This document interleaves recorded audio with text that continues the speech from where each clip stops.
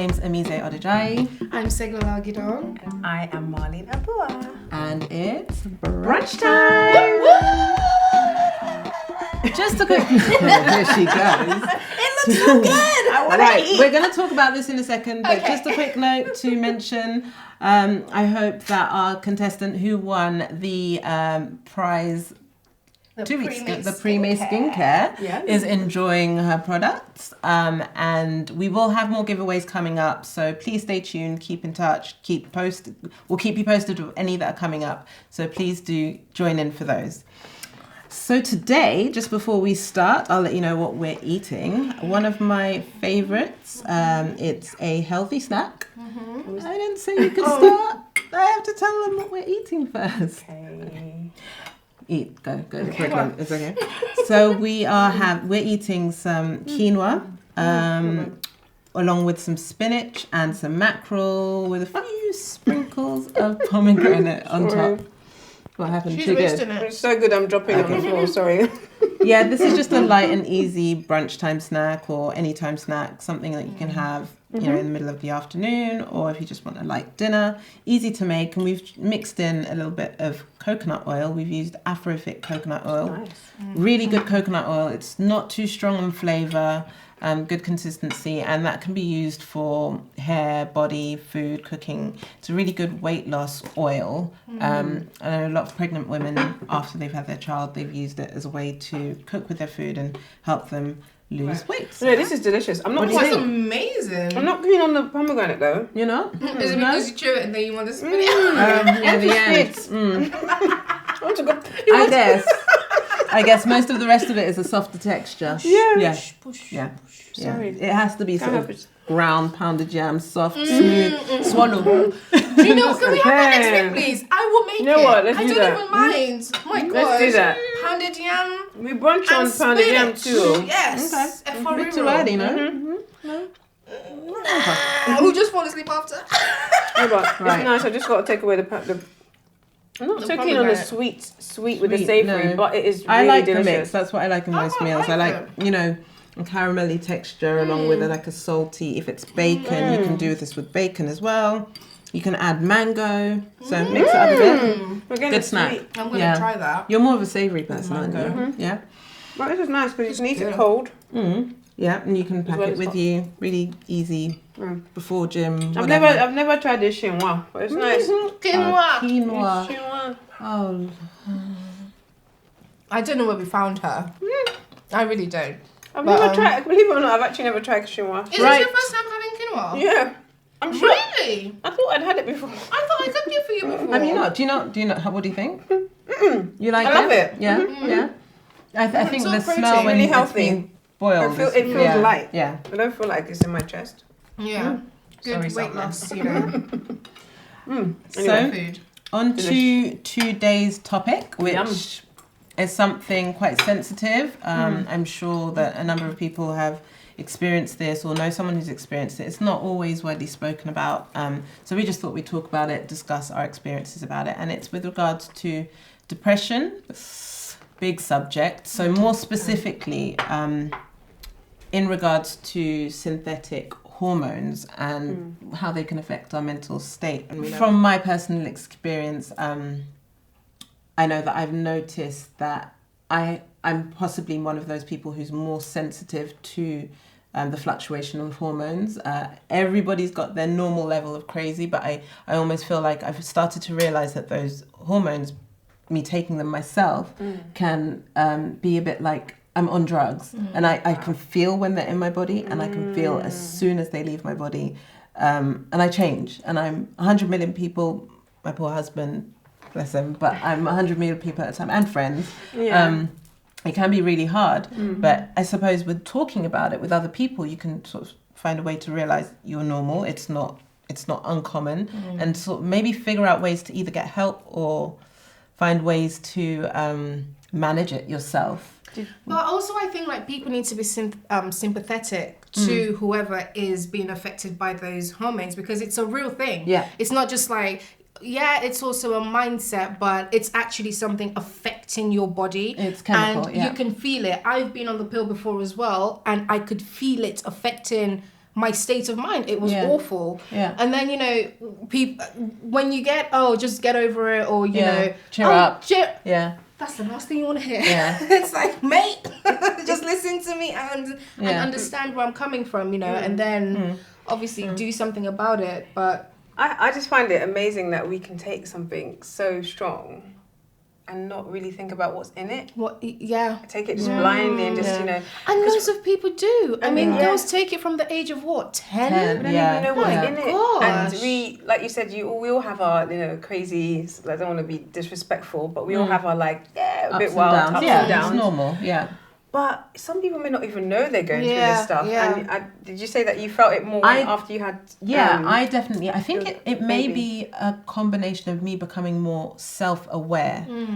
I suppose when you're a teenager or in your early 20s, you're just sort of learning about yourself anyway and you're figuring things out. So I just thought I may be one of those people who just takes a little bit longer to... I don't know, just goes up and down a little bit more, and it's just something that I have to deal with. However, I started to realise a pattern after I had my daughter. I realised that, hang on a second, this isn't me. This isn't what I'm like. And then I started to go back years back and realise that I had always had this up and down. And thought it was just a problem with me. I just wasn't fitting in, social anxiety, anything like that. But you do sort to realise when you read things, obviously you don't want to read too much because you can read stuff out there and it can scare you and you can start to tell yourself stuff is happening and it's not. The mind is a very clever thing. It's clever because you can read, you're meant to be having this now. Yeah, and then the next day you'll start to have suicidal thoughts or whatever it is. And I hope it doesn't get that bad for anyone. But it is a serious issue, not just for women, for men as well. Possibly men may not feel like they have the ability to talk about it as much because it may be so even more taboo.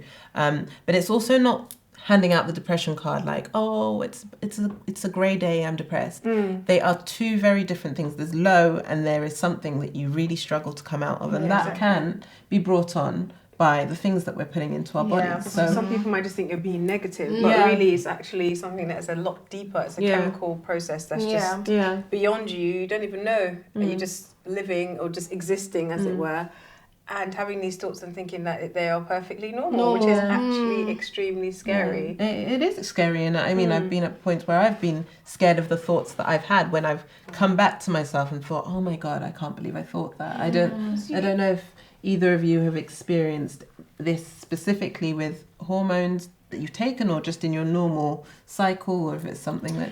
I mean, for me, I did suffer from depression for a number of years. But when I did get older, I noticed that, you know, putting certain things in my body did kind of, it brought those, it triggered those, you know, chemical triggers of stuff that was there. So you know, with the pill, recently with the coil, and I just had to come off it. I've had a couple people in my life, random friends and clients that have sadly just called it a day and just ended their lives early. And for all we know, it could have been just because of related to. It's just because these are people that are perfectly. You could have said, you know, these people were perfectly happy.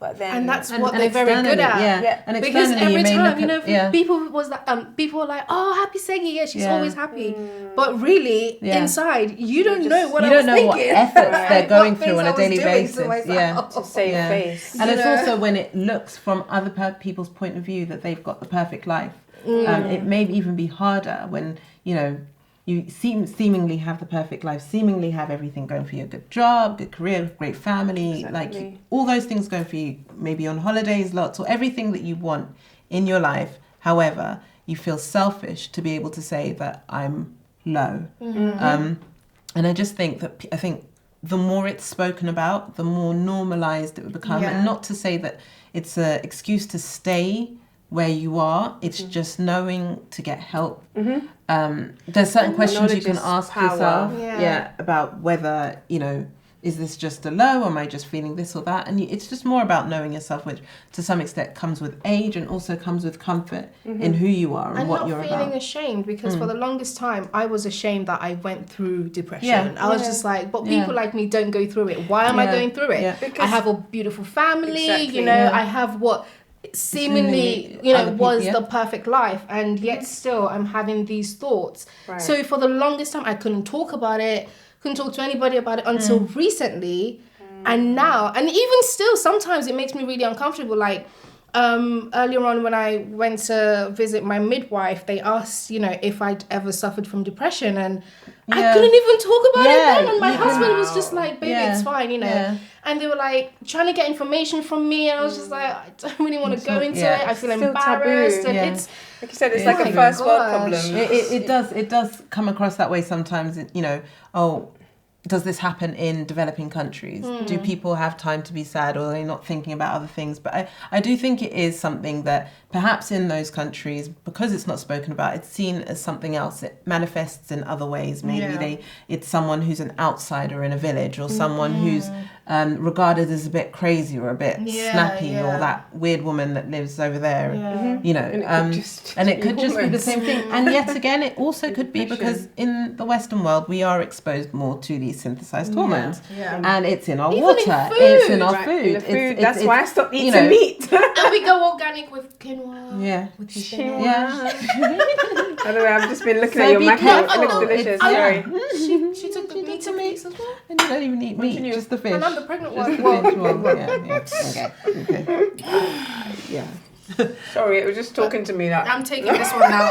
But no, we do. I do think in different societies, in different circles, like I mentioned with men, even though, as far as I'm aware, statistically, men tend to experience it less, especially in terms of the hormonal fluctuations that set on depression. However, yes, it may be that men don't feel as comfortable talking about it because it's it doesn't really go along with the sort of male bravado, macho. You get so many men just committing suicide. Again. You never even know whether know it's just them they feel like they're not fitting in. So the more it's brought out into the limelight, the more we can figure out a way to make sure that, you know, people aren't pumping it into our water. It's not in every food that we eat, because I'm definitely a lot more conscious about it, and I don't want anything to do with it, because if I'm going to be on drugs, I'd like to know about it. Right. If I'm going to be high, or if I'm going to be, you want to make I want to make a conscious decision to know. Okay, I'm going to be high. I'm going to take this. I'm taking this, but I don't want someone to force on me.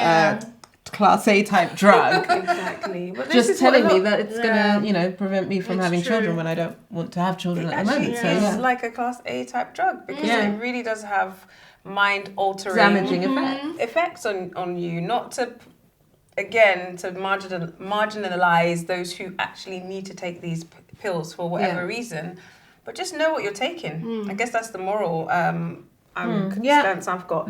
Just know what you're taking, educate yourself on it, and also just connect with yourself and talk, because it's surrounding yourself around people who are able to understand and to know who you are, and they will be able to notice when something's wrong. The more you alienate yourself from other people, because I felt like that. I felt like I don't deserve. What happens with depression though, like you do ostracize yourself. Because you don't want separate people yourself. to isolate yourself. You feel like you don't deserve to be around normal people, normal whatever that is, and you can separate yourself, but surround yourself with people that you trust. Surround yourself with people that will help you or know where you want to get to in life. Another thing I feel like needs to be pointed out is that counselling, you don't have to wait till something is wrong to get counselling or get help. True. Because, it might seem like a first world problem. Oh my God, I feel so low. But like we've just been discussing, there are very real things out there that can cause this. So don't wait for something to be extremely wrong, or don't think that, oh my God, I have to be sectioned to get counselling. You really don't. It can literally just be to manage day-to-day life, being a wife, being a mum, being a student, just being you can actually... Anything. It can actually... You know, or in the case of men, like taking care of a home. It can be hard. Depression can be hard. Don't ever be ashamed, or don't ever feel like, oh my God, I'm this alien for needing counselling. I'm weak. Because especially in our cultures, it's not It's not normally discussed. It's not normally no. discussed. It's actually not discussed. No. I haven't heard this discussed on a platform like this No. ever. What is that? There And was one time when I was stressed out, like I was younger. I'm glad you're laughing. Do you know what? It You has have taken to, me you so know, you long to have come to. out of it, and I'm so happy and grateful to God that I've actually come out of it and I'm Yeah. alive. Yeah. To be quite honest with Yeah. you, so I can laugh Yeah. at the face It of does- depression. But you know, I do remember one time, younger, I spoke to an adult and I was like, "Oh, I'm stressed out."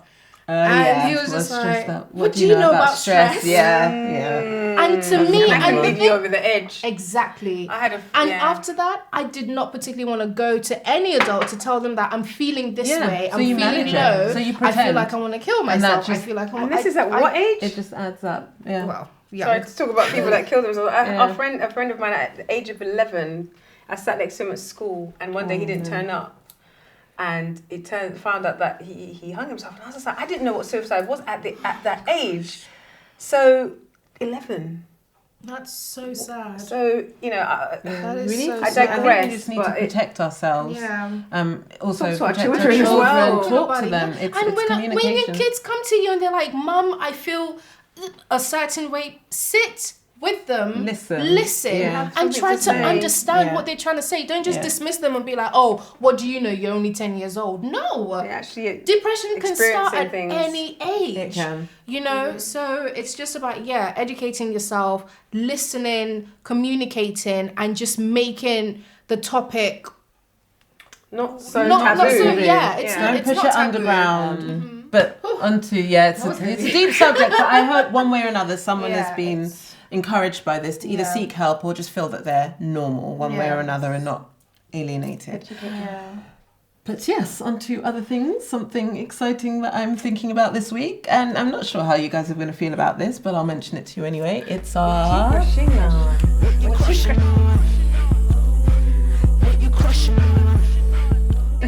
So it's our crush of the week. Your crush of the week. My crush of the week. This week, a book, and I'm talking about a book by an author called Marie Kondo, and it's The Life-Changing Magic of Tidying. So Pretty, and she reads. just a pretty face. So this book, I've been reading, I'm halfway through, I'm just sort of getting into it, and I'm kind of liking where she's going with things, because I'm very big on the state of your home reflects the state of your mind. Awesome. And because I think my mind can be a little bit crazy sometimes. Saying that, you're an individual. No, I just have a lot of things going on in my mind. Thank you. I have a lot of things going on in my mind. I think that a good thing for me to do personally always do, always have, always will. A good thing for me to do is to sort of make sure that the things around me that I can control are in order. And Marie Kondo talks about ways to declutter your mess, but it's very brutal. It's telling you to throw away old stuff, like pictures, like how many times are you going to look at that? Stuff from when you were younger. Yeah, stuff from when you were younger. Pictures, Stuff really? from like literally declutter everything. And she's not saying do it over months and weeks. She's just saying you need to set out Do it. a certain amount of time, not a day, because it's a lot of stuff. By our ages, we've accumulated a few things. But just to go through it and just to make sure that everything around you is something that you can touch and you can say that brings me joy. So, and her method is by, everything that you take everything out. You're not allowed to do things in block sections. Take everything out. Yeah. Hold on to it. Take everything out and touch it. And if it gives you a good feeling, it's the type of things that are going to produce the good energy that you want in your home. Right. Oh, that's Yeah, so I'd interesting. recommend. I'm not there with it yet, but once I'm done, I'm hoping my house will be very calm, Neat, tidy, but not over the top. But just not completely empty. I hope I don't have everything that makes me miserable. I'm a picture person. I can't. But how many times do you look through those pictures, or are they just sitting on shelves? I look through pictures? All the Obviously, time? like ex-boyfriends and stuff. I don't keep pictures of stuff like that. Yeah. But Burn them. I'm so for real. Burn them. Yeah. Bonfire time. Burn them. Yeah. So there's a burnt. So That's we've a bit just set light to brutal. them. Sauce, not sauce. Maybe we should write a book about cleaning. Just start a bonfire and just burn it. Just burn it, man. Bring kerosene. Fire. Sorry, guys. Sorry, Miz. We're like totally stealing your shine. You just talked about this really like. It's really like heartfelt. Oh my gosh. And we're just I'm sorry. No, it's not a heartfelt book. It's just Yeah. about cleaning, mental state, getting it all right, putting everything in order. It's a good book, a good read. It's she talks about a Japanese method, so check it out. Okay, we're See going to what put the you think. details in the bottom as well. So if you want to buy it, I'm sure it's on Amazon Yes, and all the other right, yeah. retailers. somewhere wherever you buy books. Right, wherever You can you tell get how them. much she reads. Yeah. Google it. Google it. Google it. But that's it. And so yeah, with that, we're gonna say bye-bye. Oh, yeah. Bye. Thank you for joining us again, and hope to see you soon. And remember, keep Brunching.